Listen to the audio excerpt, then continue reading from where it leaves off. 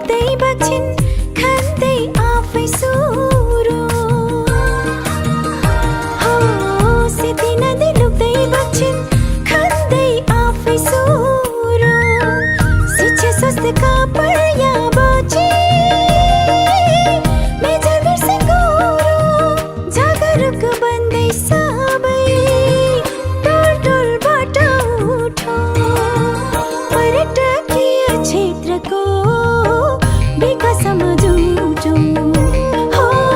पर्यटकीय क्षेत्रको विकासमा जुटौँ आफ्नै लाग्छ चण्डी मन्दिर आफ्नै लाग्छ मिलबोट हो आफ्नै लाग्छ चण्डी मन्दिर आफ्नै लाग्छ मिलबोट पोखराको शिरमा छ कहाँ देउरा